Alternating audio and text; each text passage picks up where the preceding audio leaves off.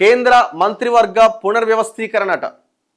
మరి ఎవరికి మంత్రి పదవుల నుంచి తీసేస్తారు, కొత్త వాళ్ళని ఎవరిని తీసుకోబోతున్నారు, ఏం చేంజెస్ ఉండబోతున్నాయి, మొత్తానికైతే భారీ మార్పులు ఉండే అవకాశం ఉందట.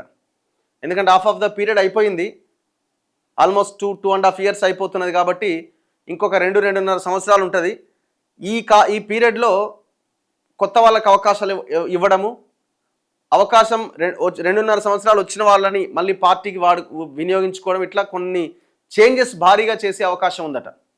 మరి మన రాష్ట్రానికి సంబంధించింది ఏంది, ఇక్కడ బీజేపీకి 8 మంది ఎంపీలు ఉన్నారు, 8 మందిలో 2 కేంద్ర మంత్రులు ఉన్నారు. మరి ఆ 2లో ఒకరిని తప్పిస్తారా, తప్పించకుండా ఇంకొకరికి అవకాశం కల్పిస్తారా చూడాలి. మొత్తానికైతే ఒకరిని తప్పించే అవకాశాలు ఎక్కువగా కనబడుతున్నట్టుగా వార్తలు అయితే వస్తున్నాయి. మ్యాక్సిమం అదే జరిగే అవకాశం ఉందంటున్నారు. కేంద్ర మంత్రివర్గ పునర్వ్యవస్థీకరణ, పార్లమెంట్ వర్షాకాల సమావేశాలకు ముందే ప్రధాని మోదీ క్యాబినెట్లో భారీ మార్పులు.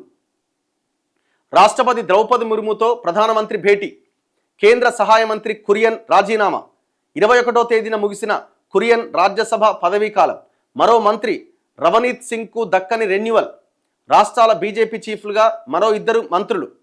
దీంతో తెరపైకి పునర్వ్యవస్థీకరణ ఊహాగానాలు. 33% మహిళలకు చోటు దక్కే అవకాశం ఉంది అని క్వశ్చన్ మార్క్తో ఈ వార్త కనబడుతుంది. ఎందుకంటే వీళ్ళు మహిళా బిల్లు అంటున్నారు కదా, సో మహిళలకు 33% ఇచ్చే అవకాశం ఉందట. సో 2 కేంద్ర మంత్రులని బీజేపీ చీఫ్లుగా నియమించినట ఆయా రాష్ట్రాలకి. సో కాబట్టి మరి ఆ పోస్టులు ఖాళీగా ఉన్నట్టే కదా, అవి ఫిల్ చేయాల్సి ఉంటుంది. కేంద్ర సహాయ మంత్రి కురియన్ రాజీనామా చేసింది, ఎందుకంటే ఆయన పదవీ కాలం అయిపోయింది. సో ఇవన్నింటి నేపథ్యంలో 100% క్యాబినెట్ ఎక్స్పాన్షన్ ఉండే అవకాశమే ఉన్నది. మరి ఎవరిని తీసేస్తారు, ఎవరిని తీసుకొస్తారు అన్నదే ఇక్కడ పాయింట్. కేంద్ర మంత్రివర్గ పునర్వ్యవస్థీకరణపై దేశ రాజధానిలో మళ్లీ ఊహాగానాలు మొదలైనవి. పార్లమెంట్ వర్షాకాల సమావేశాలకు ముందే ప్రధాని నరేంద్ర మోదీ క్యాబినెట్లో భారీ మార్పులు జరుగుతాయని ప్రచారం జరుగుతోంది. మంగళవారం సాయంత్రం ప్రధాని మోదీ రాష్ట్రపతి ద్రౌపది ముర్మును కలుసుకొని కీలక సమాలోచనలు జరిపారు. మరోవైపు 2 కేంద్ర మంత్రులు రాజ్యసభ పదవీకాలం ముగిసినా, కేంద్ర మంత్రులుగా ఉన్న వాళ్ళు ఇప్పుడు రాజ్యసభ ఎంపీలుగా ఉన్నారట. వాళ్ళ పదవీకాలం ముగిసినా వాళ్ళని మళ్ళీ ఎంపిక చేయలే ఆ 2 కేంద్ర మంత్రులని. వీరిలో ఒకరు మంత్రి పదవికి రాజీనామా చేసిండు, ఎవరు, కురియన్ సహాయ మంత్రి. ఈ పరిణామాలన్నీ మంత్రివర్గ పునర్వ్యవస్థీకరణ పైన ఊహాగానాలకు ఆస్కారం ఇచ్చినాయి. పార్లమెంటు వర్షాకాల సమావేశాలు జూలై 20వ తేదీన ప్రారంభమవుతాయి. అంతకు ముందే మంత్రివర్గంలో కీలక మార్పులు జరుగుతాయనే అభిప్రాయాలు వినిపిస్తున్నాయి. బుధవారం జరిగే కేంద్ర కేబినెట్ భేటీలో పార్లమెంట్ సమావేశాలపై నిర్ణయం తీసుకునే అవకాశం ఉన్నది.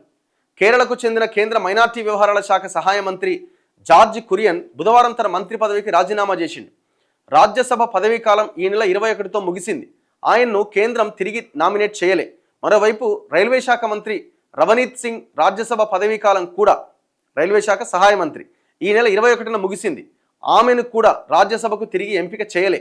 ఇక కేంద్ర రవాణా, రహదారులు, కార్పొరేట్ వ్యవహారాల సహాయ మంత్రి హర్ష మల్హోత్రాను గత నెలలో ఢిల్లీ బీజేపీ అధ్యక్షుడిగా నియమించారు. కేంద్ర ఆర్థిక శాఖ సహాయ మంత్రి పంకజ్ చౌదరికి చాలా కాలం క్రితమే ఉత్తరప్రదేశ్ రాష్ట్ర బీజేపీ బాధ్యతలు అప్పగించారు. ఈ పరిణామాలన్నింటి నేపథ్యంలో మంత్రివర్గంలో మరికొందరికి ఉద్వాసన తప్పదని, చాలామంది కొత్త వారికి అవకాశాలు కల్పిస్తారు అని చర్చ జరుగుతోంది. ముఖ్యంగా ఈసారి కేంద్ర మంత్రివర్గంలో 33% మహిళలకు తప్పక అవకాశం లభిస్తుందని చర్చ మొదలైంది. సో దాంతోపాటు పార్టీ పునర్వ్యవస్థీకరణ మీద కూడా ఫోకస్ పెడుతున్నారట. కొంతమంది మినిస్టర్లుగా ఉన్న వాళ్ళని పార్టీకి వాడుకునే అవకాశం ఉందట.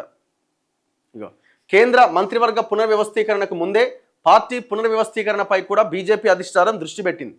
G7 సమావేశాలు పూర్తి కాగానే ఢిల్లీకి వచ్చిన ప్రధాని మోదీ 2 రోజుల క్రితం లూథియానాలో ఉన్న బీజేపీ జాతీయ అధ్యక్షుడు నితిన్ను ఆగమేఘాల మీద ఢిల్లీకి పిలిపించారు. 2 రోజులుగా పార్టీలో ఆఫీస్ బేరర్లు, కార్యవర్గ సభ్యులపైన ఆయన సమాలోచన జరిపిండట. సో ఇట్లా చేంజెస్ జరగబోతున్నాయి. మరి ఎవరు, మన తెలంగాణ విషయంలో అయితే మేబీ ఆ 2లో ఒకరిని తీసేసి ఇంకొకరికి అవకాశం ఇచ్చే అవకాశాలు ఎక్కువగా ఉన్నాయని అంటున్నారు. చూడాలి.